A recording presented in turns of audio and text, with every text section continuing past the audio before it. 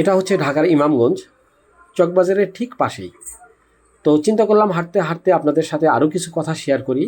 হয়তো আমার এই কথাগুলো আপনার কোনো কাজে আসতে পারে, উপকারে আসতে পারে। বিশেষ করে তরুণ উদ্যোক্তা যারা আছেন, নতুন উদ্যোক্তা যারা আছেন, তাদের উদ্দেশ্যেই আমার এই কথাগুলো। আমরা বিজনেস শুরু করলে দুইটা ওয়েতে আমরা বিজনেস শুরু করতে পারি। একটা হচ্ছে অফলাইন বিজনেস, একটা হচ্ছে অনলাইন বিজনেস।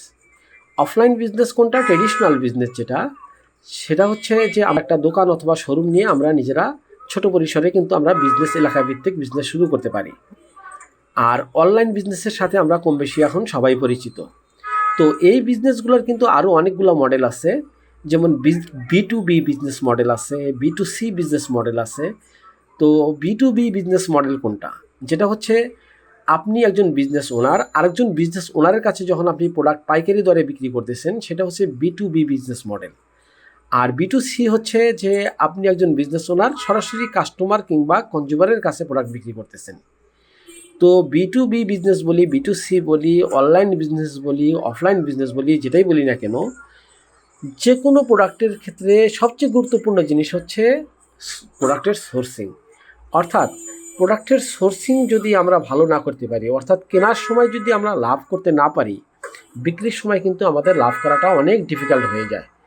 এই জন্য আপনি যত গোড়ায় যেতে পারবেন, আপনি প্রোডাক্ট সোর্সিং যত আপনি ভালোভাবে করতে পারবেন, অর্থাৎ আপনি যদি সরাসরি ইম্পোর্টারের কাছ থেকে প্রোডাক্ট নিতে পারেন কিংবা ম্যানুফ্যাকচারের কাছ থেকে সরাসরি প্রোডাক্ট নিতে পারেন, সেই ক্ষেত্রে কিন্তু আপনার প্রফিট করার চান্স অনেক বেশি থাকবে, কারণ আপনি প্রতিযোগিতায় অন্যান্যদের চেয়ে অনেক এগিয়ে থাকবেন। এই ক্ষেত্রে অনেকে আমরা একটা ভুল করি, সেটা হলো শুরুতেই আমরা নিজেরাই ইম্পোর্ট করার চিন্তা ভাবনা শুরু করে দিই কিংবা নিজেরাই ম্যানুফ্যাকচারিং করার কথা চিন্তা করে দিই। কিন্তু আমরা যারা অল্প পুঁজি নিয়ে বিজনেস শুরু করতে চাই, তারা তো চাইলেই ইম্পোর্ট করতে পারবো না, তারা চাইলেই আমরা ম্যানুফ্যাকচারিং করতে পারবো না। সেই ক্ষেত্রে আমার উপদেশ হচ্ছে যে আপনি প্রোডাক্ট আগে নিজে কিছু প্রোডাক্ট কিনেন, মার্কেট থেকে প্রোডাক্ট কিনে দিয়ে আগে টেস্ট করেন যে এই প্রোডাক্টটাতে আপনি ভালো করতে পারতেছেন কিনা। যদি দেখেন না আপনি ভালো করতে পারতেছেন, আপনার বিজনেসটা সাস্টেইন করতেছে, সেই ক্ষেত্রে আপনি প্রোডাক্ট ইম্পোর্ট করেন, প্রোডাক্ট আপনি ম্যানুফ্যাকচারিং করেন, কোনো সমস্যা নেই। তো চকবাজার এলাকায় আপনার প্রোডাক্ট সোর্সিং সংক্রান্ত যে কোনো বিষয়ে, যে কোনো প্রয়োজনে আমি আপনাকে যতটুকু পারি হেল্প করার চেষ্টা করব। তো আপনি যদি চান যে চকবাজার থেকে প্রোডাক্ট সোর্সিং করবেন, সেক্ষেত্রে আপনি যদি মনে করেন যে আমার কোনো হেল্পের প্রয়োজন আছে, তো আপনি আমার সাথে যোগাযোগ করতে পারেন। আমি আমার পক্ষ থেকে শতভাগ চেষ্টা করব। আমার আন্তরিকতার কোনো ত্রুটি থাকবে না।